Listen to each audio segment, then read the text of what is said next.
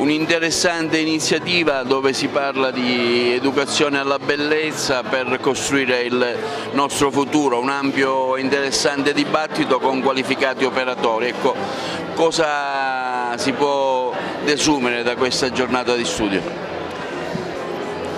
Da questa giornata organizzata dall'Accademia di Belle Arti di Agrigento si desume che dobbiamo metterci al lavoro per la realizzazione di un progetto non a livello locale o regionale, un progetto a livello nazionale che possa qualificare dei docenti i quali serviranno da seme nelle loro scuole, nelle loro classi, per cercare di portare il bello alla portata di tutti e alla portata dei giovani.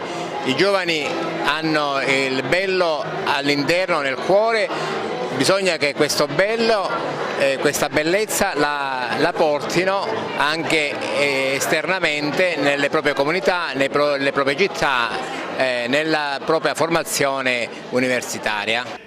In un mondo che ha ripudiato o mostra di ripudiare quotidianamente la bellezza, è un invito a riscoprirla, andarla a cercare innanzitutto, a conoscerla, per poterla proporre come elemento di elevazione della persona, sia nell'ambito scolastico sia nei giovani, quindi che per quanto riguarda tutte le altre categorie, tutti abbiamo bisogno di bellezza, al di là dell'età, al di là della nostra formazione personale, e la bellezza non è chiaramente la bellezza irenistica da cartone animato, dei prati verdi con Heidi e le caprette che fanno ciao, come dico sempre ai miei allievi, ma è una bellezza che vuole dire accoppiamento innanzitutto tra etica e estetica, e tra serenità e gioia del vivere recuperata dopo tanti momenti che ci rendono infelici, perché proprio in questi giorni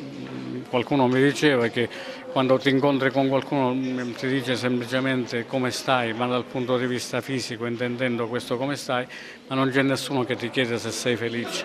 Bellezza per costruire il futuro, lei ha fatto un appassionato intervento, ma cosa si può prendere di buono per appunto costruire il futuro nella bellezza? Noi dovremmo evitare di circoscrivere la bellezza ad un ambito operativo. L'errore che commettiamo è questo: riteniamo che la bellezza riguardi solo il sistema dell'arte.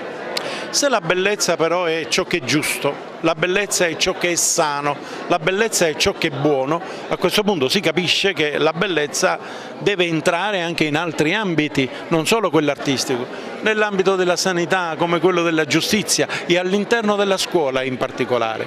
Quindi cosa voglio dire? La bellezza è una valigia che si porta con sé nell'arco dell'esistenza.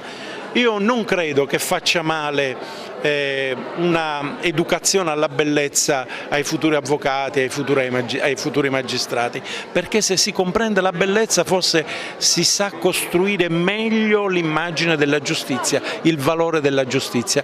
Quindi credo che sia un insegnamento che valga per tutti, lo dico anche per i religiosi ad esempio, che si ritrovano spesso accanto a un patrimonio di beni culturali straordinario e non sempre ne capiscono la bellezza. Non vuole essere un'offesa per nessuno, però diciamo non c'è stata la giusta formazione. Allora diamo a tutti queste risorse, come le dobbiamo dare? Partendo dalla scuola elementare e accompagnandoli fino a quelli che sono gli studi universitari.